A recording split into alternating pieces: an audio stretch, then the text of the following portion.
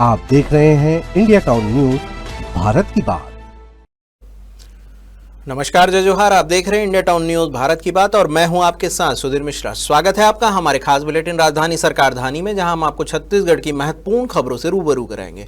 तो चलिए बुलेटिन की शुरुआत करते हैं, लेकिन उससे पहले एक नजर आज की हेडलाइंस पर। तोमर बंधुओं पर नई एफआईआर दर्ज, पीड़ितों ने बताया वसूली के कारनामे। ग्वालियर से रूबी तोमर गिरफ्तार।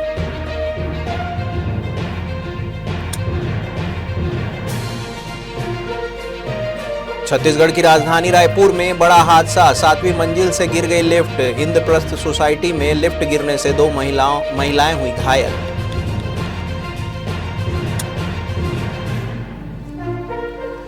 जेसीसीजे अध्यक्ष अमित जोगी का बड़ा दावा, 42 पार्टियों को विलय का प्रस्ताव। बोले मिलकर ही बीजेपी को कड़ी चुनौती दे पाएंगे।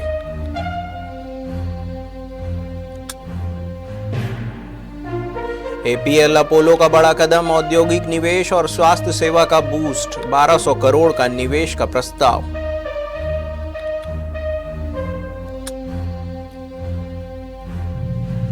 प्रधानमंत्री नरेंद्र मोदी का 28 को छत्तीसगढ़ आगमन। नए स्पीकर हाउस में रहेंगे 2 रात, कई अहम मुद्दों पर मंथन में शामिल होंगे।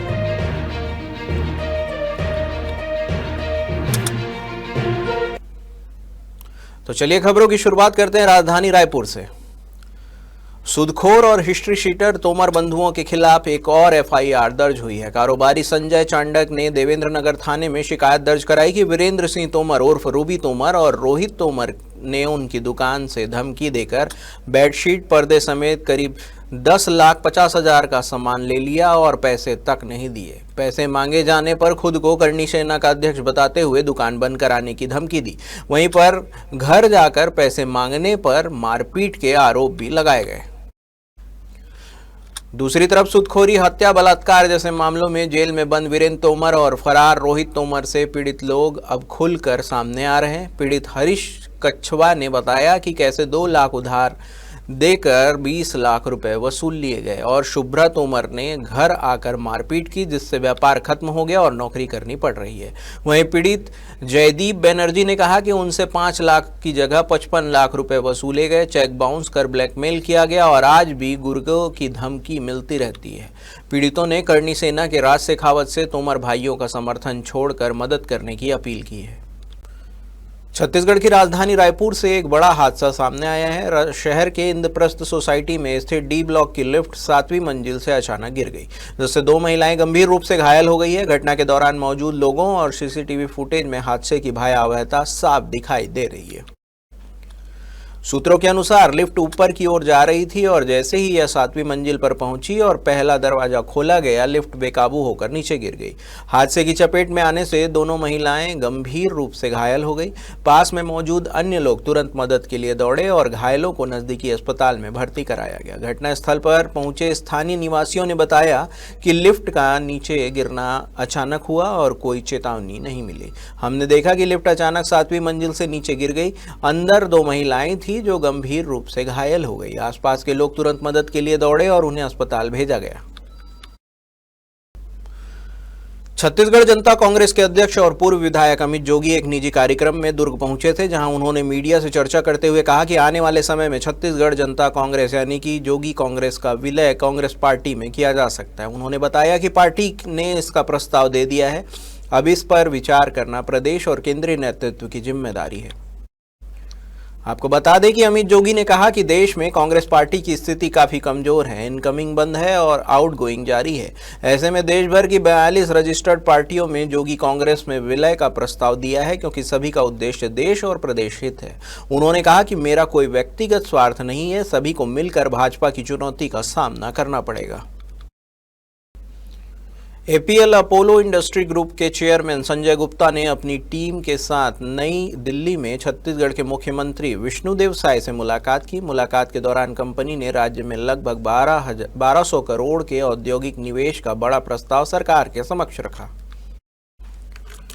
कंपनी ने मुख्यमंत्री को जानकारी दी कि वह छत्तीसगढ़ में उत्पादन क्षमता बढ़ाने और नौ औद्योगिक संयंत्रों की स्थापना पर गंभीरता से काम कर रही है। निवेश प्रस्ताव राज्य की नई औद्योगिक नीति और तेजी से विकसित हो रहे औद्योगिक बुनियादी ढांचे को देखते हुए पेश किया गया। बैठक में एक महत्वपूर्ण सामाजिक पहल की घोषणा भी की गई। एपीएल अपोलो ग्रुप ने बताया कि वह छत्तीसगढ़ में 100 बिस्तरों का एक अत्याधुनिक चैरिटी अस्पताल भी जल्द शुरू करेगा, जिससे आम जनता को किफायती और गुणवत्तापूर्ण स्वास्थ्य सुविधाएं मिल सकेंगी। प्रधानमंत्री नरेंद्र मोदी 28 नवंबर को करीब शाम 7:30 बजे विशेष विमान से रायपुर पहुंचेंगे। वे 28 और 29 नवंबर 2 रात्रि नवा रायपुर स्थित स्पीकर हाउस में रहेंगे। 30 नवंबर को लगभग शाम को 5:30 बजे दिल्ली लौटेंगे। पीएम मोदी आईआईएम परिसर में होने वाले 60वें Akhil Bharatiya DGP IGP conference का शुभारंभ करेंगे और 2 दिनों तक इस सम्मेलन में आंतरिक सुरक्षा से जुड़े कई अहम मुद्दों पर मंथन में शामिल होंगे। इस सम्मेलन में केंद्रीय गृह मंत्री अमित शाह और राष्ट्रीय सुरक्षा सलाहकार अजीत डोभाल के अलावा केंद्रीय गृह मंत्री राज्य मंत्री भी शामिल होंगे। बता दें कि संपूर्ण कार्यक्रम नवा रायपुर स्थित आईआईएम परिसर में प्रस्तावित है। सम्मेलन में पूरे देश भर के करीब 300 अति विशिष्ट व्यक्ति शामिल होंगे, जिनमें राज्यों के पुलिस महानिदेशक और अर्धसैनिक बलों के 20 महानिदेशक और अतिरिक्त महानिदेशक शामिल होंगे। इस हाई प्रोफाइल कार्यक्रम को लेकर छत्तीसगढ़ शासन प्रशासन स्तर पर पिछले 3 महीनों से जोरदार तैयारियां चल रही है। सम्मेलन के दौरान प्रधानमंत्री मोदी ने कुछ नए कार्यक्रम जुड़ सकते हैं। इनमें भाजपा कार्यालय कुशाभाऊ ठाकरे परिसर जाना भी शामिल है। हालांकि अभी तक इस संबंध में पीएमओ की हरी झंडी नहीं मिली है।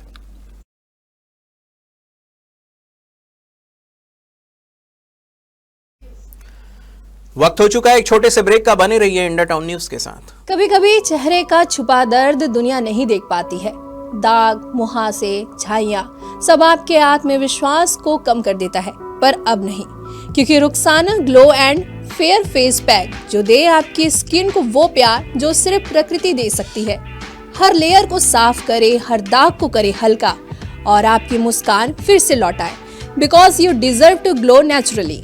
Rukhsana herbal beauty product Amazon, Meesho और फ्लिपकार्ट में भी उपलब्ध। अमीन मोटर्स उड़ान ई रिक्शा छत्तीसगढ़ का नंबर 1 ई रिक्शा शोरूम, जहां आपको सभी प्रकार के ई रिक्शा के वैरायटीज उपलब्ध मिलेंगे। हमारा ई रिक्शा काफी मजबूत है और ये सालों साल चलता है, तो आज ही घर ले आइए आरटीओ इंश्योरेंस के साथ। हमारा पता है अमीन मोटर्स, प्यारेलाल चौक, जीई रोड, न्यायालय के पास, राजनांदगांव। 9827174038 7724047008। ब्रेक के बाद आपका स्वागत है। चलिए बढ़ते हैं अगली खबर की ओर। हाईकोर्ट ने अपने महत्वपूर्ण फैसले में कहा कि पंचायत नियमों के तहत नियुक्त शिक्षाकर्मी तब तक शासकीय सेवक नहीं माने जा सकते जब तक उनका स्कूल शिक्षा विभाग में संविलियन नहीं हो। न्यायालय ने व्यवस्था दी है कि शिक्षाकर्मी अपनी पिछली पंचायत सेवा के आधार पर 10 मार्च 2017 के सर्कुलर के अनुसार क्रमोन्नति लाभ के हकदार नहीं है, क्योंकि यह नियम केवल नियमित सरकारी कर्मचारियों पर लागू होता है। इसके साथ ही इस संदर्भ में दायर सभी 1118 याचिकाएं कोर्ट ने खारिज कर दी। अतिरिक्त महाधिवक्ता याचिकाओं का विरोध करते हुए कहा कि शिक्षाकर्मी स्थानीय निकायों यानी कि पंचायतों द्वारा नियुक्त किए गए थे और उनका कैडर नियमित सरकारी शिक्षकों से अलग था। सरकार ने दलील दी है कि 1999 की क्रमोन्नति योजना और 2017 का सर्कुलर केवल सरकारी कर्मचारियों के लिए है। राज्य ने स्पष्ट किया है कि याचिकाकर्ता 1 जुलाई 2018 को संविलियन के बाद ही सरकारी सेवक बने हैं। संविलियन नीति में साफ लिखा है कि सेवा लाभ संविलियन की तारीख से मिलेंगे और पिछली पंचायत सेवा को सरकारी सेवा के लाभों के लिए नहीं गिना जा सकता। जस्टिस व्यास ने पंचायत राज अधिनियम 1993 और भर्ती नियमों का विस्तृत विश्लेषण किया। कोर्ट ने पाया कि पंचायतों द्वारा नियुक्त शिक्षकों की नियुक्ति प्रक्रिया और सेवा शर्तें स्कूल शिक्षा विभाग के शिक्षकों से बिल्कुल अलग थी। लाखों विद्यार्थियों के हित में छत्तीसगढ़ माध्यमिक शिक्षा मंडल ने फैसला लेते हुए पुनर्मूल्यांकन पुनर्गणना में 10% को घटाकर 5% अंक कर दिया है। पहले 10% अंक बढ़ने पर ही अंक सूची को संशोधित किया जाता था, लेकिन अब पुनर्गणना पुनर्मूल्यांकन में 5% अंक बढ़ने पर भी संशोधित अंक सूची दिया जाएगा। इस फैसले से कक्षा 10वीं और 12वीं एवं माध्यमिक शिक्षा मंडल के तमाम परीक्षाओं में विद्यार्थियों को फायदा मिलेगा। आपको बता दें कि छत्तीसगढ़ माध्यमिक शिक्षा मंडल की सचिव पुष्पा साहू ने बताया कि बच्चों के हित में बड़ा फैसला लिया गया है। पहले पुनर्मूल्यांकन या पुनर्गणना में 10% अंक बढ़ने पर ही प्राप्तांक पर बढ़ोतरी किया जाता था। 10% से कम अंक बढ़ने पर संशोधित अंक सूची जारी करने का कोई प्रावधान नहीं था, यानी कि नंबर नहीं बढ़ाए जाते थे। नियम को शिथिल करते हुए अब 10% को 5% कर दिया गया है, यानी अब 5% अंक बढ़ने पर अंक एसीसीएल और राजस्व विभाग के अधिकारियों की मिलीभगत से सुनियोजित आर्थिक आपराधिक षड्यंत्र रचने वाले खुशहाल जायसवाल और राजेश जायसवाल के विरुद्ध आखिरकार सीबीआई और एसीबी ने अपराध दर्ज कर लिया है। इसके साथ ही एसीसीएल के कई जिम्मेदार अधिकारी और अन्य संबंधित व्यक्ति भी इस मामले में आरोपी बनाए गए। इसके साथ ही एसीसीएल के जिम्मेदार अधिकारी और अन्य पर भी समान धाराओं में अपराध पंजीबद्ध हुआ है। बताया जा रहा है कि यह मुआवजा घोटाला 3.44 करोड़ रुपए से अधिक का है। बीते दिनों सीबीआई की एक टीम ग्राम मलगांव और रालिया पहुंचकर आवश्यक जांच पड़ताल को आगे बढ़ाया है। जानकारी के अनुसार कई निजी लोगों के द्वारा एसईसीएल के अधिकारियों के साथ आपराधिक साजिश कर सरकारी खजाने से 9 करोड़ से ज़्यादा की धोखाधड़ी की शिकायतें के विवेकपूर्ण वेरिफिकेशन से एसीबी और सीबीआई को पता चला है कि खुशहाल जायसवाल ने सरकारी जमीन पर बने घरों के लिए 1 करोड़ 60 लाख रुपए से ज़्यादा का मुआवजा लिया। और जांच में यह बात सामने आई है कि घोटाले में शामिल लोगों में मालगांव, अमगांव जैसे गांव में मौजूद सरकारी जमीन या दूसरों की जमीन पर बने घरों के लिए 7 से अधिक बार अपने या अपने परिवार के करीबी सदस्यों के नाम पर 1 करोड़ 83 लाख से ज़्यादा का मुआवजा क्लेम किया और पाया है। मौसम विभाग के मुताबिक छत्तीसगढ़ में ठंड बढ़ने की संभावना है। अनुमान है कि 2 से 3 डिग्री तक पारा गिर सकता है और उत्तरी छत्तीसगढ़ में कुछ इलाकों में शीतलहर का अलर्ट भी जारी किया गया है। आपको बता दें कि इसी बीच स्वास्थ्य विभाग ने एडवाइजरी जारी करते हुए कहा है कि अचानक तापमान में उतार चढ़ाव से हाइपोथर्मिया, सर्दी जुकाम और वायरल फीवर का खतरा बढ़ सकता है। इसलिए शीतलहर के दौरान अनावश्यक बाहर ना निकले, बेहद जरूरी हो तभी यात्रा करें और पूरी तरह गर्म कपड़ों का उपयोग करें। इस बदलते मौसम के बीच मैदानी इलाकों की स्थिति पर नजर डाले तो दुर्ग सबसे ठंडा रहा। हालांकि पिछले कुछ दिनों में यहां तापमान में बढ़ोतरी देखी गई। न्यूनतम तापमान 3 दिनों में 10 डिग्री सेंटीग्रेड से बढ़कर 15.2 डिग्री सेंटीग्रेड तक पहुंच गया। वहीं रायपुर में भी न्यूनतम तापमान 13 डिग्री सेंटीग्रेड से बढ़कर करीब 16.8 डिग्री सेंटीग्रेड दर्ज किया गया। युवाओं के लिए खुशखबरी है। सीजीपीएससी 2025 का नोटिफिकेशन जारी हो गया है। इस बार कुल 238 पदों पर भर्तियां होगी। सबसे ज़्यादा पद मुख्य नगर पालिका अधिकारी के लिए है, कुल 29 पद हैं। इसके अलावा राज्य पुलिस सेवा में 28 पद और डिप्टी कलेक्टर के लिए 14 पद। जारी नोटिफिकेशन के अनुसार प्रीलिम्स परीक्षा 22 फरवरी 2026 को आयोजित की जाएगी।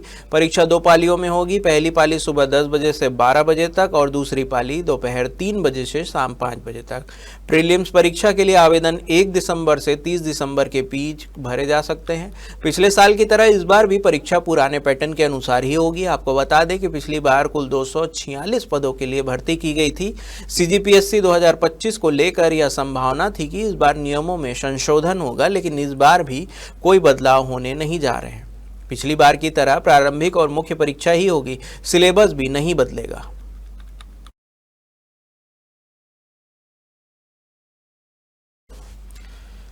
हमारे खास बुलेटिन राजधानी सरकार धानी में फिलहाल इतना ही। देश प्रदेश की तमाम खबरों से अपडेट रहने के लिए बने रहिए इंडिया टाउन न्यूज के साथ। नमस्कार। आप देख रहे हैं इंडिया टाउन न्यूज, भारत की बात।